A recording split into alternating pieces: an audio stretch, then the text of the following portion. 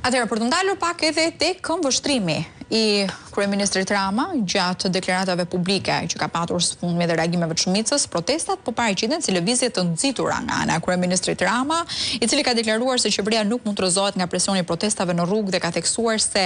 legitimiteti i qeverisë zburon nga vota. Në reagime të ndryshme, ai është munduar që përgjatë gjithë këtyre ditëve, pra në 21 ditë protesta, ta minimizojë ndikimin e këtyre protestave dhe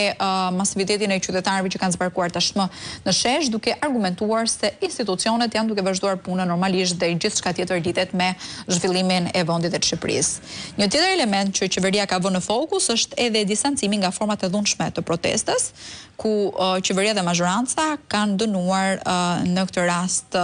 qasjen e qytetarëve, duke dhënë shpeshherë edhe urdhra për përfshirjen e efektivëve të policisë për të shpërndarë turma, që në fakt kanë qenë totalisht paqësorë për gjatë 21 ditëve. Nuk dihet se si do të jetë itinerari i ditës së sotme dhe mënyra se si do të veprojnë qytetarët dhe protestuesit, të cilët në fakt nuk janë shumë të qetë nga ana e tyre, nga ana e qëndrimit, duke marrë parasysh edhe atë që mund të cilësohet si një tentativë e fundit e tyre për ta rrëzuar këtë qeveri.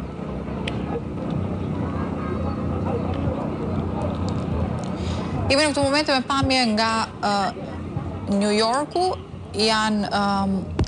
disa qytetarë të cilët ditën e sotme është duke u zhvilluar si një protestë, është parada shqiptare e përvitshme që zhvillohet në rrugët e New Yorkut, por që këtë herë ka një tjetër simbolik akoma më të rëndësishme, duke qenë se kjo mbledhje e kësaj parade është shfrytzuar edhe në formën një proteste me brohoritjet Rama i largohu nga qeverisja. Pra, duke që ka një lloj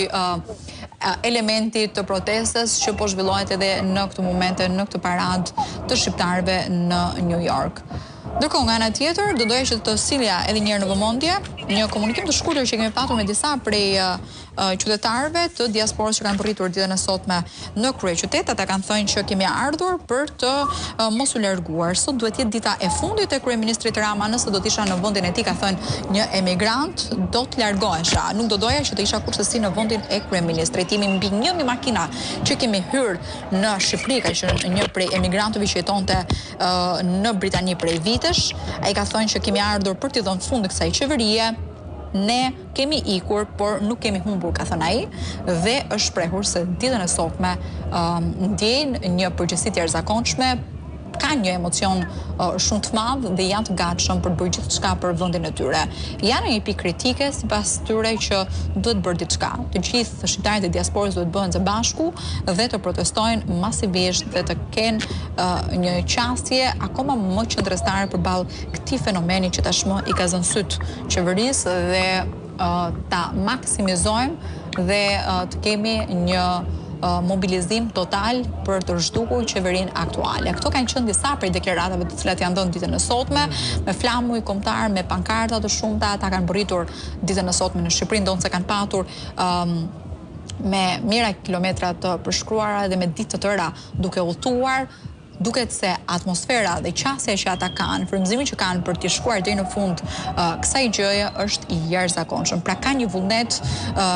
të jashtëzakonshëm. Kjo ndoshta lidhet edhe me faktin që së fundmi xhirot e postimeve që kanë bërë në rrjet kanë qenë të jashtëzakonshme dhe kanë patur një masivitet reagimi të gjithë shqiptarët e diasporës kudo që kanë jetuar me ripostime të këtyre faqeve që kanë bërë pas shërimit në protestave prej 21 ditësh, duke kulmuar në protestën më të madhe që është organizuar deri më tani